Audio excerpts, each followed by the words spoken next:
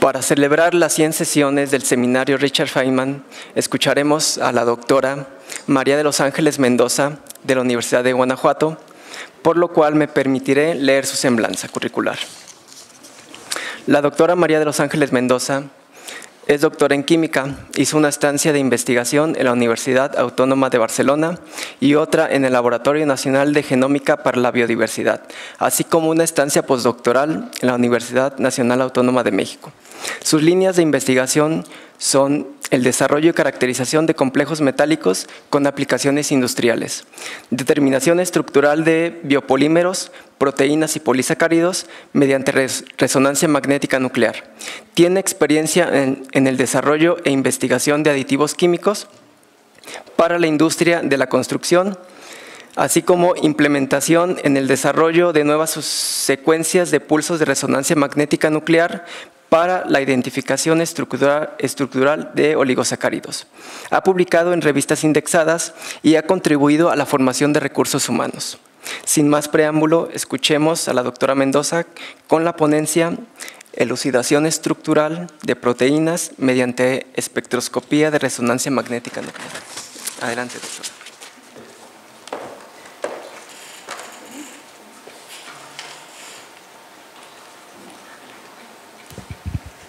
Sí, bueno, no me resta más que agradecer la invitación al doctor Alejandro, a la doctora Egla, que se acordaron de mí. Pues para mí es un honor y sobre todo que me tocó la sesión número 100, no me la esperaba, y pues muchas gracias a todos por asistir. Voy a empezar con platicarles un poquito de lo que he hecho.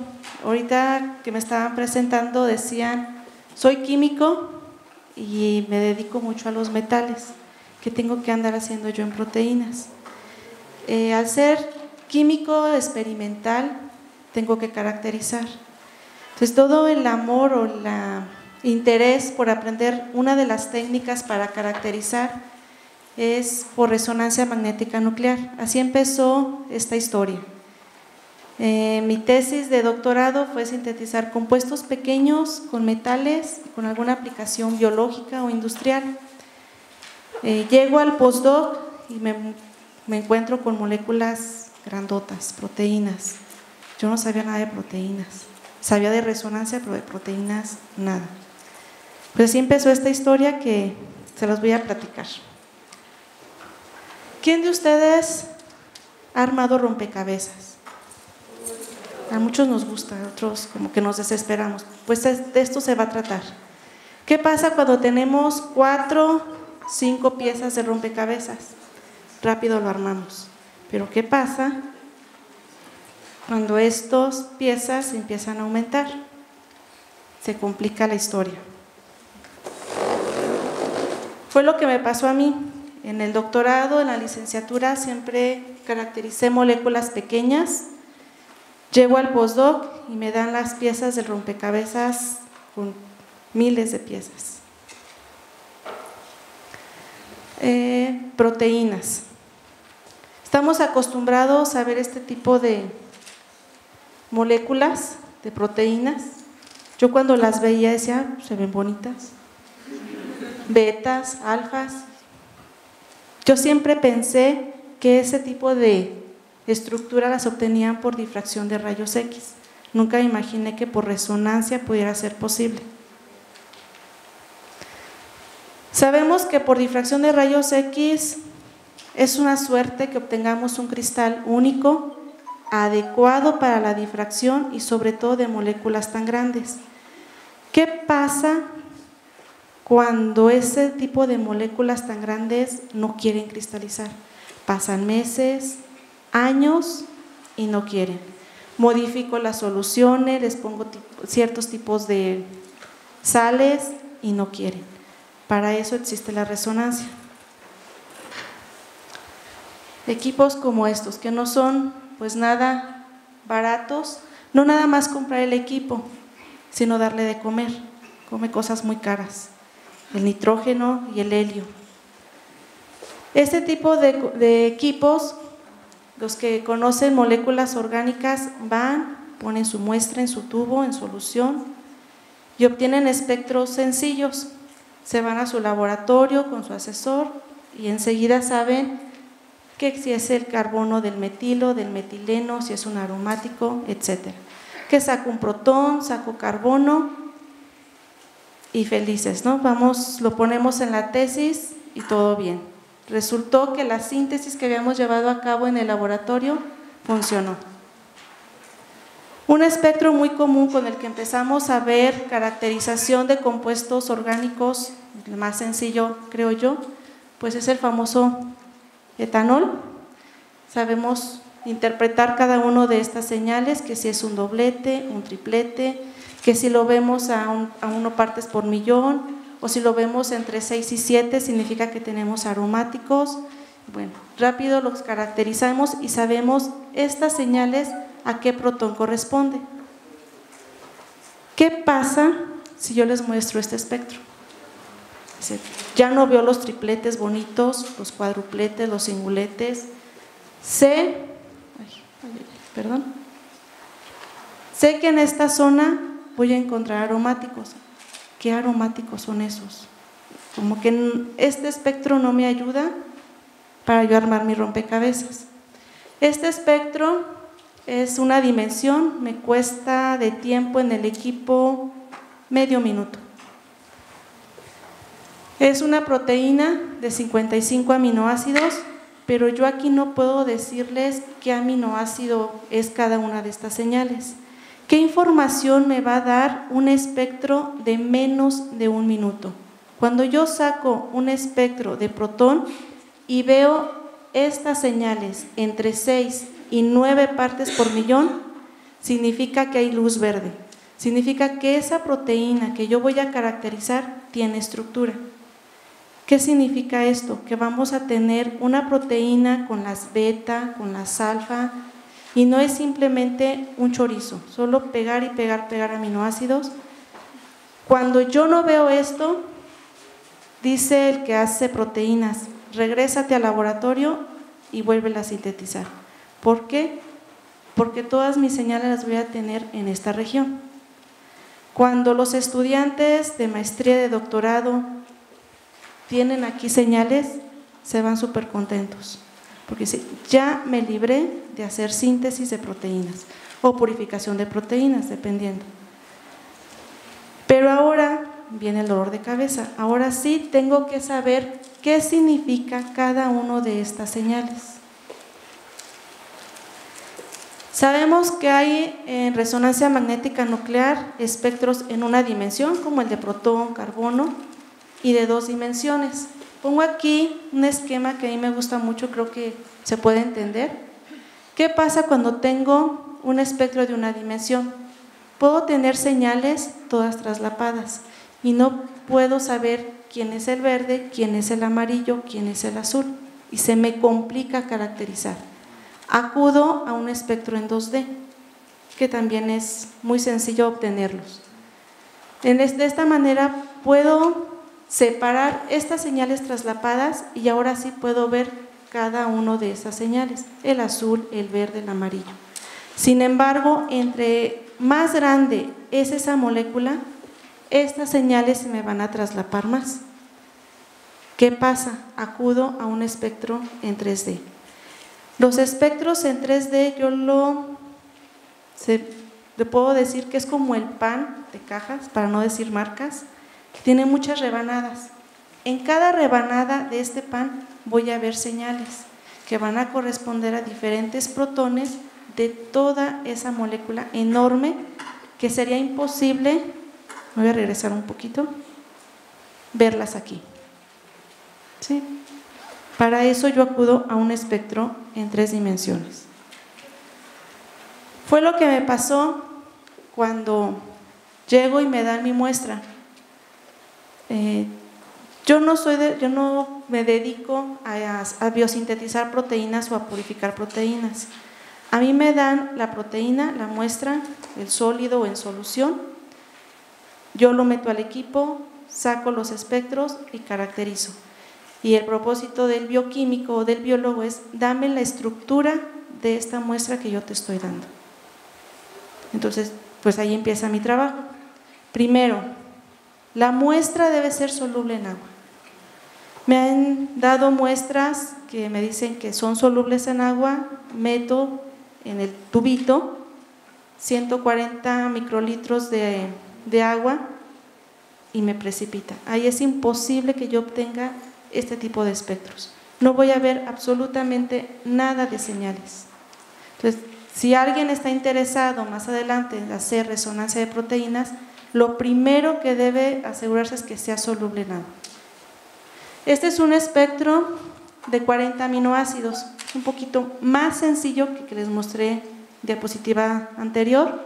Sin embargo, aún me sigue costando trabajo decirles quién es el metilo, quién es la leucina, la cisteína, etc. Les traje unas hojas, no sé si las traen por ahí. Pensé que no se veía, pero sí, creo que sí es claro todos estos puntitos. Vamos a empezar a armar el rompecabezas. Las proteínas están formadas por aminoácidos. Cada aminoácido tiene un sistema de spin.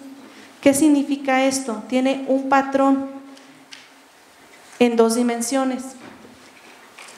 Pongo aquí los aminoácidos con los que más conocidos y cada uno presenta un sistema de spin. Vemos manchitas o puntitos rojos y puntitos azules. Ahorita vamos a ver qué significa uno y qué significa el otro. Si ustedes meten un aminoácido al tubo y luego lo meten al equipo de resonancia, van a ver este patrón, suponiendo que es este aminoácido de triptófano. Fácilmente lo voy a poder caracterizar. ¿Qué pasa si esa muestra tiene 2 aminoácidos? Pues tengo que ver este patrón y este patrón juntos. Si se fijan, los desplazamientos químicos van a ser prácticamente iguales. Sin embargo, cada aminoácido tengo que buscar este sistema de spin, es decir, su patrón en resonancia magnética nuclear de protón. Voy a empezar por el más sencillo, el COSI. Es una correlación de 2 dimensiones. Tengo 2 aminoácidos, tengo el enlace peptídico, lo tengo aquí. Voy a analizar primero este aminoácido. En los patrones que pasé anteriormente, voy a ver la interacción del NH con el carbono alfa. El 2 dimensiones tengo que ver, es simétrico. Lo que veo de este lado, lo tengo que ver de este lado. La línea diagonal es el espectro en una dimensión. Si yo lo veo desde arriba, voy a ver puras montañitas. Cuando yo veo el sistema de 2 dimensiones, esas montañitas se me van a desplegar al lado de las diagonales. Tengo que ver la interacción entre el carbono alfa y los hidrógenos del carbono, los hidrógenos alfa con los hidrógenos beta. Y este patrón lo voy a tener que ver así. Los hidrógenos alfa tienen que ver a los hidrógenos beta. Y además, esos 2 hidrógenos beta se van a ver entre ellos. Aquí está. Esto es un COSI. Más o menos es esto. Es la proteína de 40 aminoácidos. Cuando yo tengo que analizar ese espectro, tengo que ver todas estas manchitas que cumplan los patrones del aminoácido que yo tengo en la muestra. Me van a decir, ¿cómo sabe qué aminoácidos tengo? Los que hacemos resonancia de proteínas no empezamos de cero. Hay una etapa, los que se dedican a lo de las proteínas, a hacer la secuenciación. Cuando nos mandan la muestra, junto con esa muestra me tienen que dar la secuencia de aminoácidos. Saber qué aminoácido tengo atrás, qué aminoácido tengo adelante, cuál es el aminoácido 5, el 6, el 7, etc. Y esos aminoácidos tienen sus patrones, es decir, yo estoy en mi computadora y tengo al lado el patrón, los cuadritos que les mostré. Este es un COSI, suena un poco complicado armarlo, sin embargo ya conozco los patrones de cada uno de los aminoácidos. ¿Qué pasa con un TOCSI? Se parecen los nombres, pero son diferentes. Es muy parecido al COSI, sin embargo aquí va a ser una correlación total. Es decir, por ejemplo, en esta fila, el primer aminoácido en un COSI solo ve al segundo. El segundo solo ve al tercero. El tercero ve al cuarto, en cuanto a hidrógenos, alfa, beta, gamma y delta.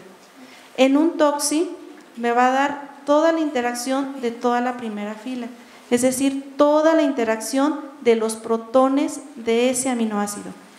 El hidrógeno alfa va a ver al beta, al gamma, al alfa, beta, gamma, delta, épsilon.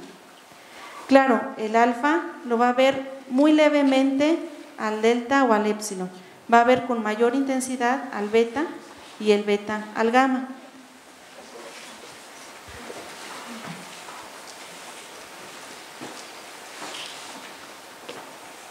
Por ejemplo, este hidrógeno va a ver al alfa, aquí lo tengo, y también va a ver a los beta, aquí los tengo. Ahora, este hidrógeno alfa va a ver a los dos beta, aquí lo tengo. Y los beta entre ellos también se van a ver. Este sería un espectro TOCSI, es la misma muestra anterior, solo que ahora si se fijan tenemos más manchitas, se empieza a complicar el rompecabezas.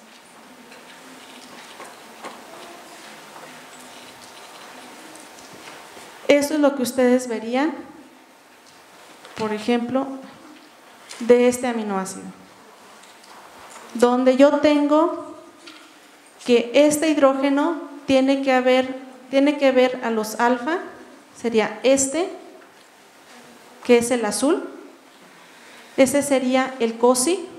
Ahora, este hidrógeno tiene que ver al alfa, a los beta, a los gamma, a los delta, etcétera. Es decir, este hidrógeno, me paro en este desplazamiento químico, vi a los alfa, a los beta y a los gamma.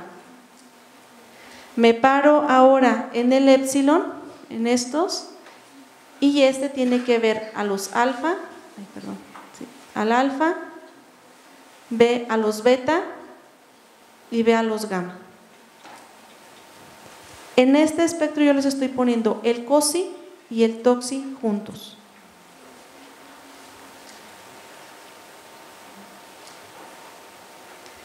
Voy con el tercero.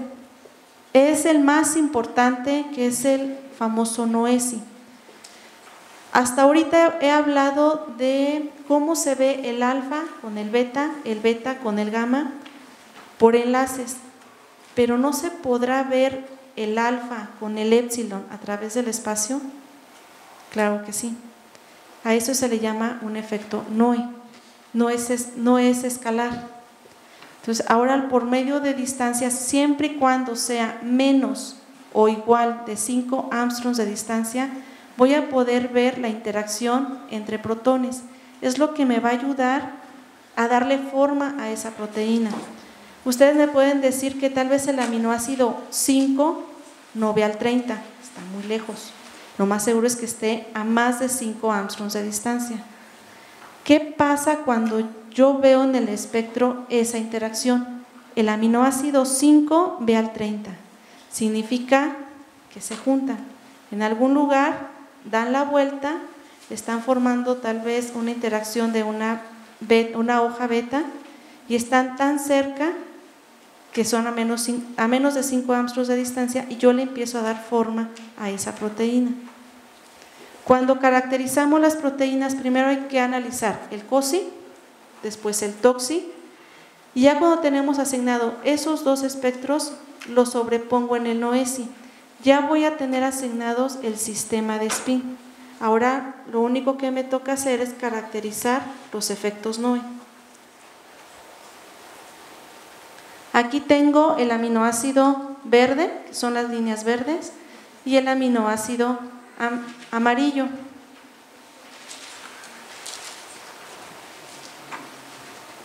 ¿Qué significa esto? Que este hidrógeno está viendo a este hidrógeno de diferente aminoácido. Aquí lo veo, es el color morado. Este hidrógeno del aminoácido amarillo está viendo al hidrógeno alfa del aminoácido anterior y -1, que sería este. ¿Sí? Ahora, sí, es este.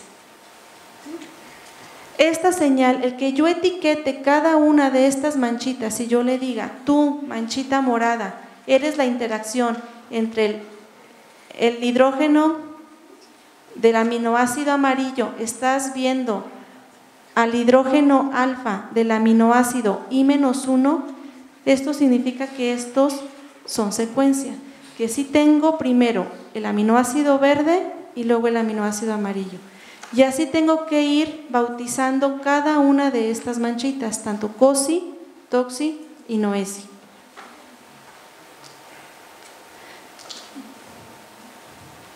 De la misma manera, este hidrógeno del aminoácido I va a ver a los beta y va a ver a los gamma.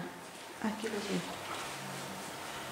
Ahora imagínense una proteína de 40 aminoácidos, una proteína de 60 aminoácidos o una de 100 aminoácidos.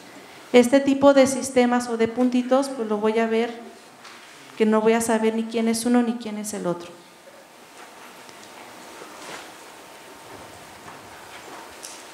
Esto es más o menos un esquema del efecto NOE que les mencionaba. Tal vez el aminoácido 5 sí alcanza a ver el aminoácido 30 y aquí esto significa que están cerca. Aquí hay una vuelta, aquí hay una alfa hélice, aquí ya hubo varias hojas beta, etcétera. Y es donde yo le empiezo a dar la forma a estas proteínas, asignando de manera correcta los efectos NOE. Este es más o menos el espectro de una proteína que les mostré el espectro en una dimensión, pero este es en 2 dimensiones. Está llena de manchitas, pues hay que asignar cada una de ellas. ¿Cómo? Primero por COSI, el sistema de spin y después los NOE.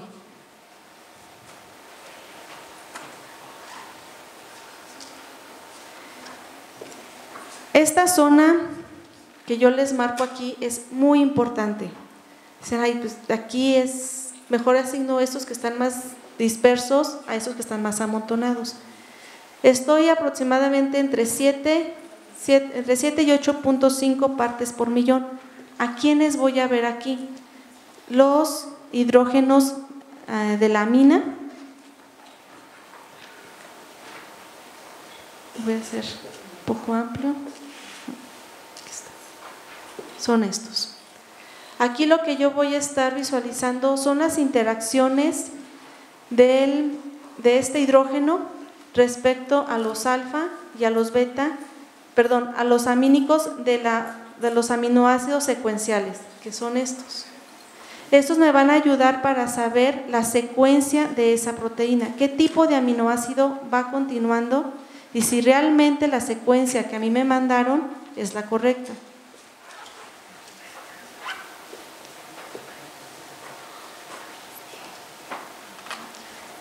Cuando terminan de asignar una proteína, COSI, TOXI, NOESI, estoy hablando de una proteína entre 30 a 40 aminoácidos, en asignar es 6 meses. Una proteína de 100 aminoácidos aproximadamente les lleva 2 años. A diferencia de difracción de rayos X, que lo tardado es obtener el cristal, ya teniendo el cristal, pues creo que pueden en 3 meses obtener la estructura. En resonancia pues cuesta un poco más de trabajo. Asignar cada una de esas manchitas nos lleva tiempo. Cuando finalmente le ponemos nombre a cada manchita, hay que hacer cálculos en donde nos diga los ángulos de torsión, ángulos diedros de esa molécula. Normalmente se utiliza un programa que se llama Siena, y después de que tenemos este tipo de datos de ángulos, lo ponemos, hacemos la afinación de esos datos para que nos dé la estructura de la menor energía posible y lo pasamos a ámber. Ya cuando pasamos a ámber, esa molécula prácticamente ya la pueden publicar.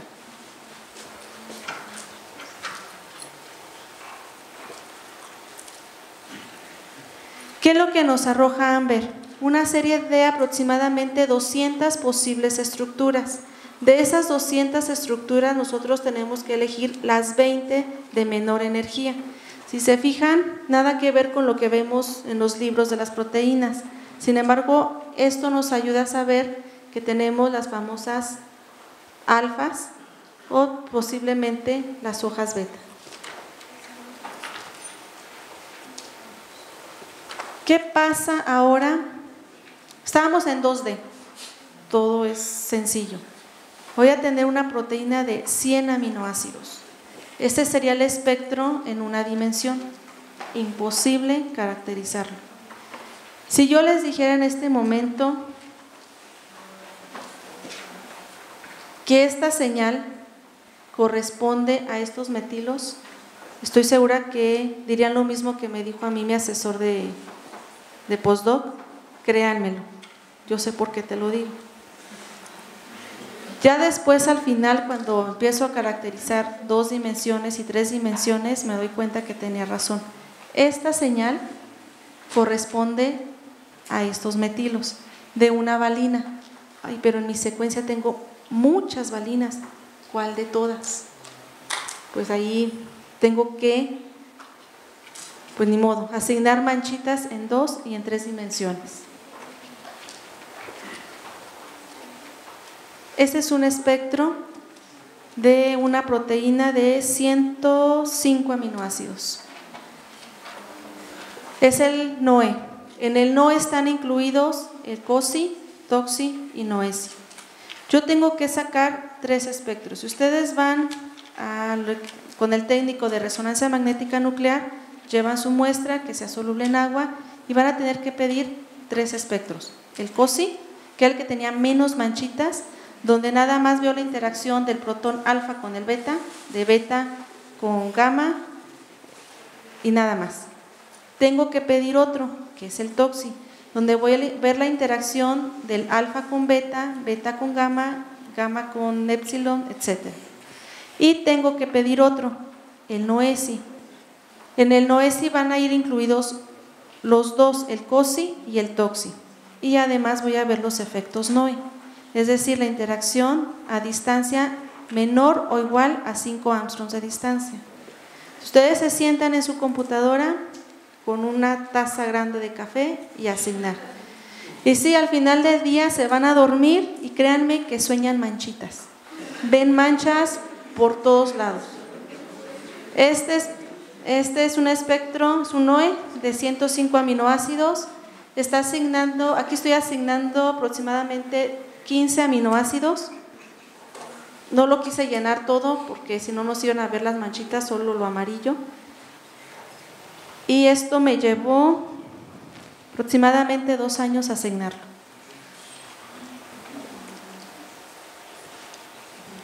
Espérese.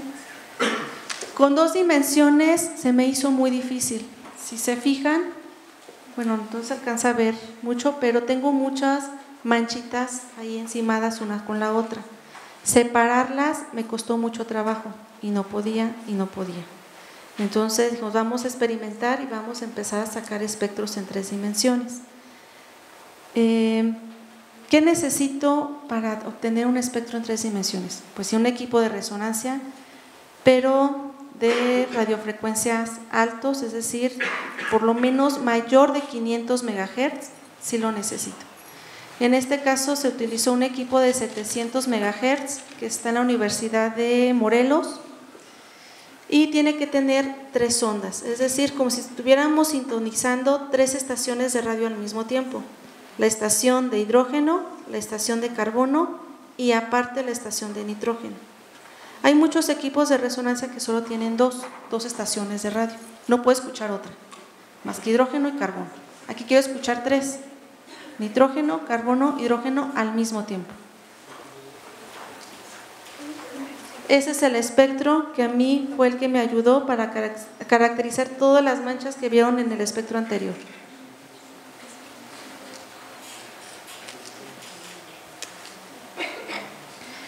Hay una serie impresionante de espectros en 3 dimensiones. Por mencionarles algunos, es el TOXI, que ya lo conocemos, acuérdense, es todo el esqueleto del aminoácido.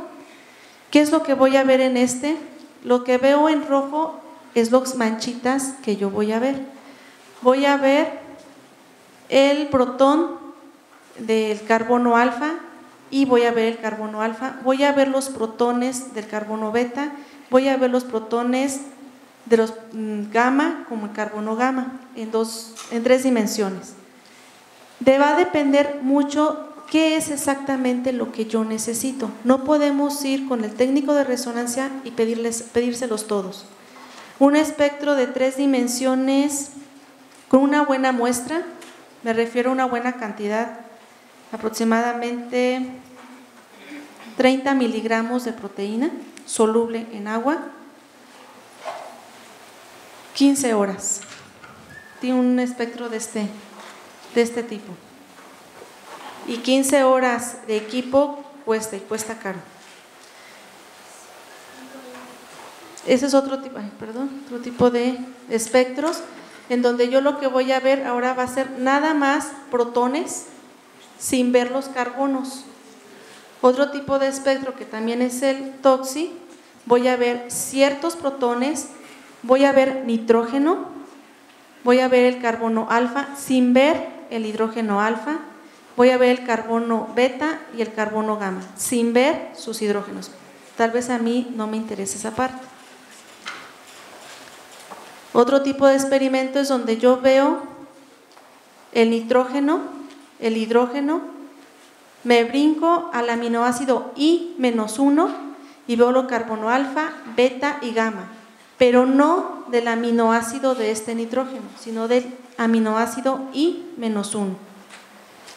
Este tipo de experimento también es TOXI, donde yo voy a ver igual el hidrógeno, el nitrógeno de I, el hidrógeno alfa de I-1 y los hidrógenos de ese esqueleto.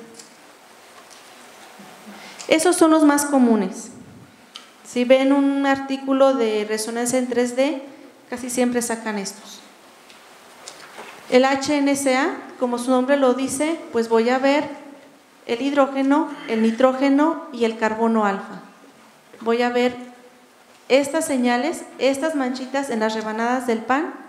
Voy a ver el carbono alfa de I y además voy a poder ver el carbono alfa de I-1. En el HNCO-CA voy a ver estas señales, estas manchitas, pero solamente me interesa ver el carbono alfa de I-1. En el HNCO voy a ver el carbono del carbonilo, este hidrógeno y este nitrógeno. Aquí tengo el enlace peptídico, yo nada más quiero ver esto. No me interesa ver ni los alfa ni los beta del esqueleto, ni de I ni de I-1. En HNCACO veo estas señales, estas manchitas, veo el carbono del carbonilo I-1 y además veo el carbono del carbonilo de I. Y así por mencionarles algunos, ¿no? Dependiendo del nombre, veo carbonos alfa, carbonos beta, de ese mismo esqueleto, de ese mismo aminoácido. Este es un esquema de lo que nosotros vemos, son las rebanadas del pan, en donde aquí voy armando los sistemas de spin que ustedes veían en 2 dimensiones, ahora lo voy a separar por rebanadas del pan. y en esta parte yo tengo que ver el sistema de spin del aminoácido 3, el sistema de spin del aminoácido 4, del aminoácido 5, del aminoácido 6. La valina, la cisteína, la glicina tiene su propio patrón, que fueron los que vimos anteriormente. Esos patrones yo los tengo que ver aquí. Parada en ciertas partes por millón, ya sea del carbono alfa, del amino, etc. Es más o menos esto, ¿no? Este es un NOE. Ya tengo el sistema de spin. Tengo el COSI, el TOXI, lo más importante, el NOESI. Sin asignar un NOESI no van a poder obtener la estructura de esa proteína. Me voy armando, uniendo cada una de estas manchitas y hasta que obtenga aproximadamente el 96-97% de todas las señales, yo puedo mandar mi cálculo a Amber o a Siena. Bueno, estas son las señales en las que yo puedo ver los acoplamientos de I-1. Lo que yo puedo ver es hidrógeno, carbono y nitrógeno.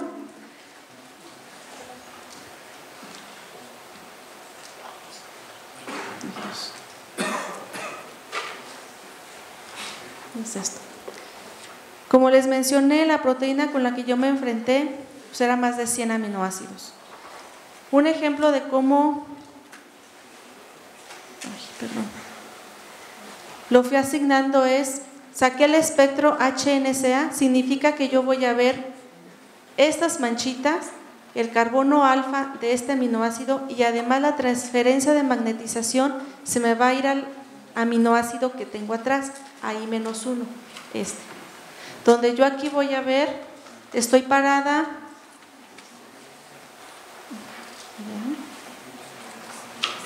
aquí lo tengo.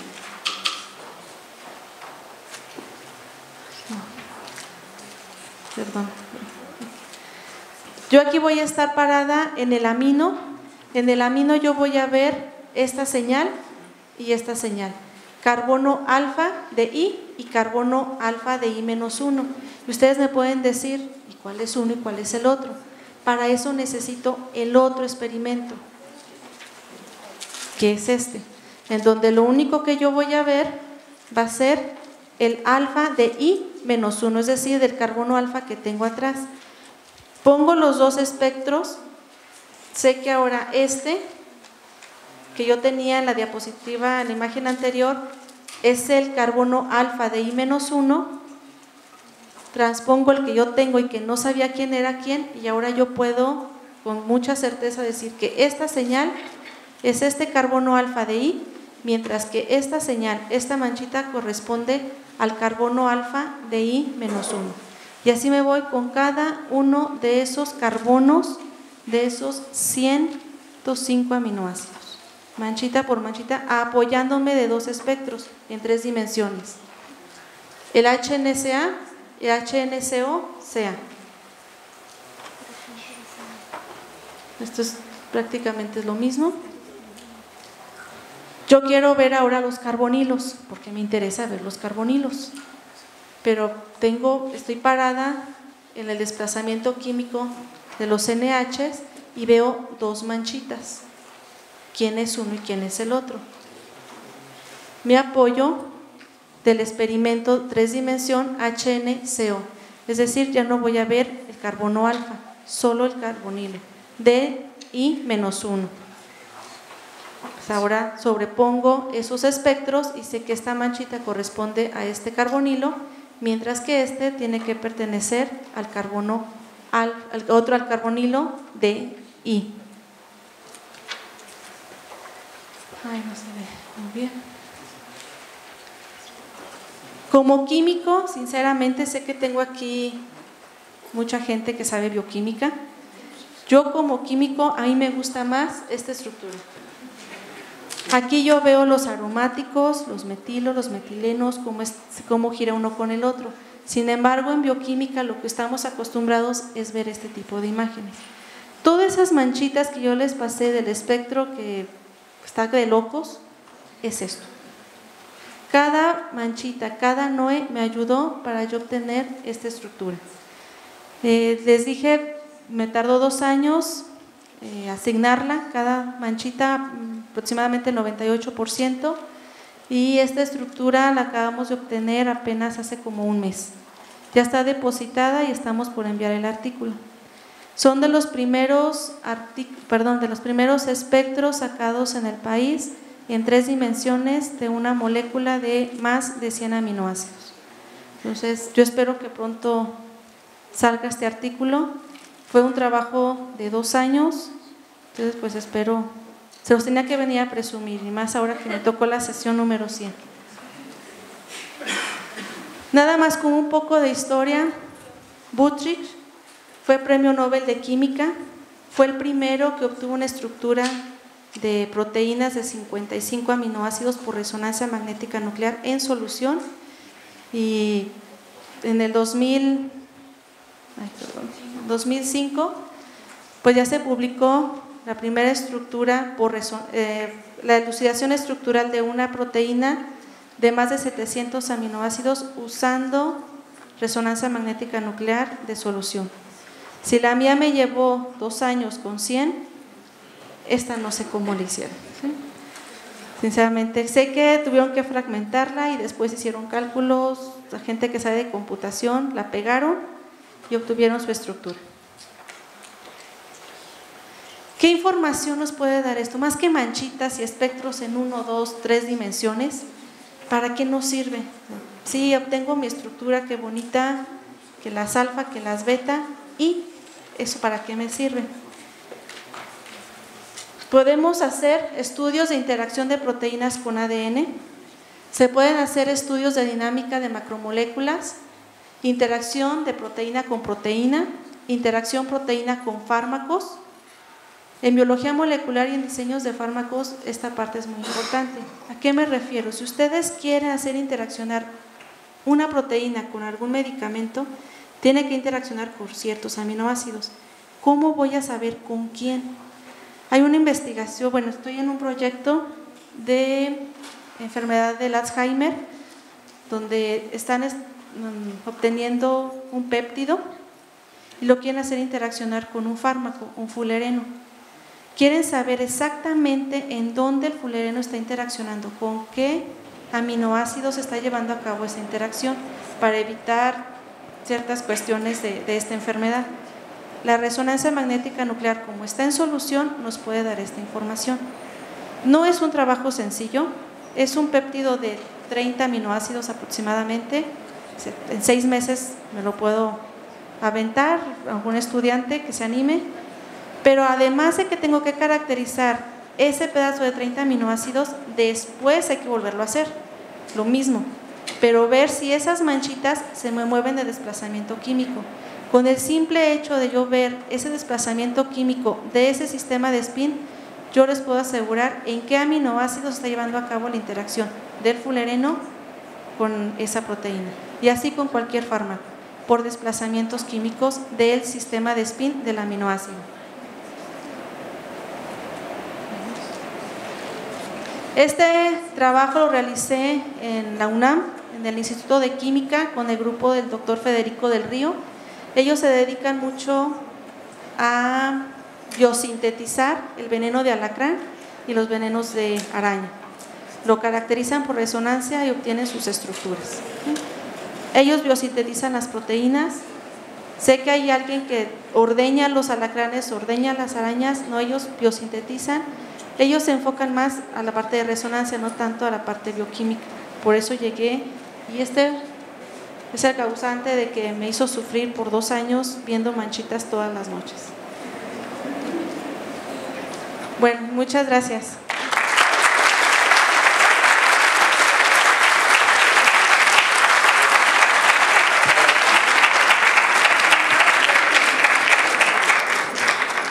Muchas gracias, doctora.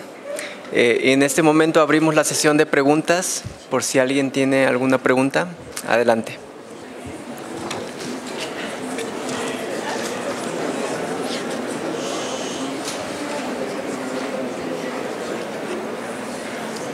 Pues no. Sí. Buenas tardes, a mí me gustó mucho la plática porque bueno, voy entendiendo cuestiones que antes me comentaban o me explicaban. Cuando vamos a ver algún aparato de estos y no entiendo, ¿verdad? Mi pregunta es la siguiente, a ver si entendí bien, si uno obtiene un espectro en una dimensión, pues se vería esta gráfica de picos. Ajá, con el espectro en 3 dimensiones, pues se van a ver un patrón de manchas por cada rebanada, ¿verdad? Sí. ¿Y cuántos patrones significa? Bueno, o sea, ¿cuántas de esas rebanadas se obtienen de un espectro, por ejemplo? Va a depender del tamaño de la molécula. No por rebanada del pan voy a ver un sistema de spin. Hay en rebanadas donde encuentro hasta 3 sistemas de spin. Estoy hablando de una proteína de más de 105 aminoácidos. Veo entre 600 y 700 rebanadas del pan. O sea, es un pan grande. ¿Sí? Puede haber rebanadas en las que no veo nada o veo reflejo de un sistema de spin, y veo rebanadas en donde encuentro 2 o 3 sistemas de spin. Pero bueno, es más sencillo asignar por rebanada que verlo todo en 2 dimensiones, eso definitivo. Pero va a depender mucho de del tamaño de la molécula. Si es una proteína de 20 aminoácidos, no veo necesario que se haga un espectro en 3 dimensiones, creo que con 2. Pero voy a suponer que con 2 se me complica, que veo señales traslapadas, acudo a un 3D y voy a ver aproximadamente más de 100 rebanadas del pan. ¿Sí? Puedo pasar de la rebanada 1 y ver hasta la rebanada 7 un sistema de spin. No precisamente en cada rebanada veo el aminoácido 1, 2, 3, 4, 5. En la primera rebanada puedo encontrar el aminoácido 20, en la segunda rebanada el aminoácido 5 y en la tercera rebanada el aminoácido 18. No es secuencial en las rebanadas del pan. Gracias.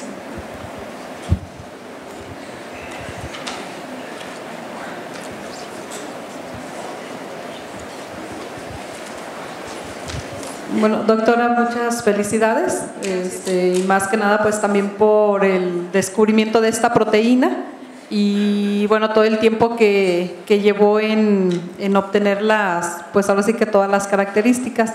Nada más me queda una duda, ¿cuál es la función de esta proteína? ¿Para qué sirve? ¿En qué procesos la vemos involucrada dentro del sistema biológico o bioquímico? Qué buena pregunta. Así decimos cuando no sabemos. No soy bioquímico ni biólogo, no sé nada de biología, perdón, aquí sí me ayuda.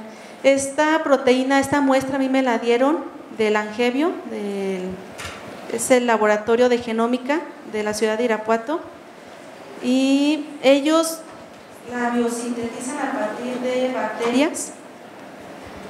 La enriquecida, por cierto, se me olvidó comentarles, cuando tienen una proteína tan grande debe ser enriquecida con carbono 13 y nitrógeno 15. Si quieren sacar espectros en 3 dimensiones, debe ir enriquecida. Significa que es un poco más cara. Esta proteína es de la familia de las histolíticas, que tiene que ver con la histolítica mexicana. Tengo entendido que tiene que ver algo con el intestino, ciertas partes del intestino, y la quieren aplicar como anticancerígeno. Es lo que sé en cuestiones biológicas, ¿sí? A nosotros como espectroscópicos de resonancia nos dan las muestras y ellos son los que saben para qué quieren esto, ¿sí?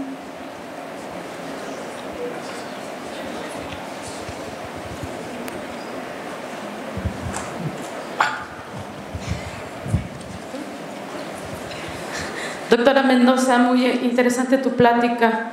Creo que los estudiantes pueden ver que esta técnica es muy poderosa. Bueno, para quienes sabemos la parte de la técnica espectroscópica, creo que una de las técnicas que más información nos puede aportar precisamente es la resonancia magnética nuclear. El problema, como tú mencionaste, es lo caro de esta técnica. Mantener este juguete en el centro universitario ni queriendo, o sea, se va todo el presupuesto en tratar de tener en buenas condiciones un juguete de estos. Sin embargo, bueno, tenemos afortunadamente universidades que cuentan con estos equipos y que nos pueden apoyar en hacer estos análisis. Yo tengo dos preguntas más de cuestión técnica. Tú mencionaste que solamente en agua y que tienen que ser solubles en agua.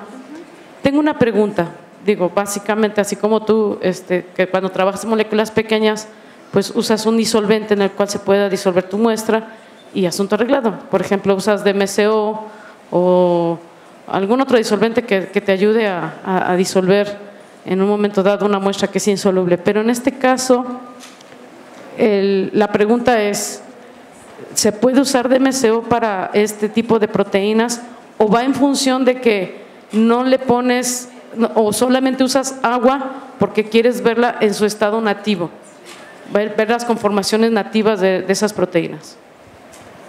Sí, es correcto. Usamos agua principalmente por simular las cuestiones biológicas, saber cómo se está comportando dentro del ambiente biológico, de la bacteria o del sistema biológico del que queramos simular. Es por eso que usamos principalmente agua. Sí se ha dado casos que ponemos una gota de DMSO, pero ahí sí hacemos el hincapié de que fue en DMSO y no podemos asegurar que exactamente así como obtengamos la estructura sea la que tú encuentras en la naturaleza. Es principalmente por eso. Ok, y habías puesto en la diapositiva 17, creo que sí. Ajá. Bueno, estabas haciendo la explicación a los chicos de cómo estaban haciendo las interacciones, pero me llamó la atención una mancha azul que pusiste allí, pero no la describiste. Estoy asumiendo que es un puente de hidrógeno el que está señalado con esa mancha. Otra. Esa manchita azul que tienes allí. Esta. Ajá. En este tipo de sistemas se ven muy ligeras. Esta proteína o esta interacción es del puente de disulfuro y donde tengo un hidrógeno unido a un azufre. Sí, es esta. Eso significa que a veces pueden aparecer y a veces no. Sí, esas son muy leves, muy chiquitas. Cuando tú tienes una proteína con puentes de disulfuro o con aminoácidos con azufre, hay que ser muy cuidadosos y buscar esos hidrógenos que están unidos al azufre. Ya sabemos que tenemos ese tipo de átomos, hay que ser muy cuidadosos y asignar también esos. Sí, esto significa cuando tenemos un azufre.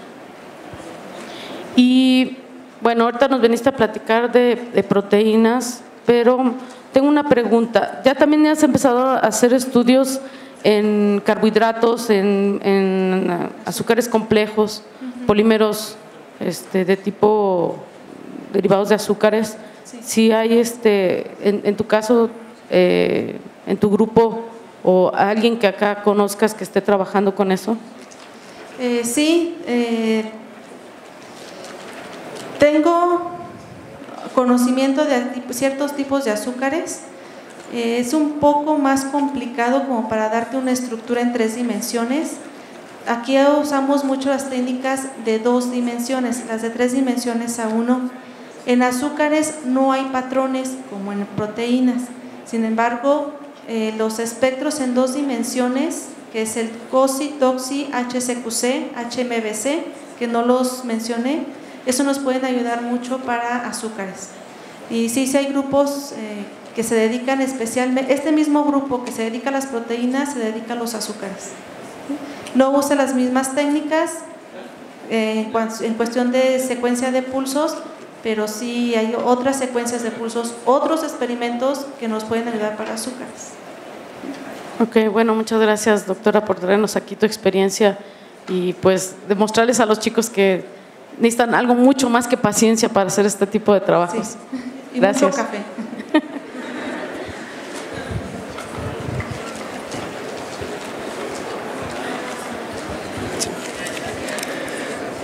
agradecemos a todos su asistencia a esta celebración de las 100 sesiones del Seminario Richard Feynman. Que tengan muy buenas tardes.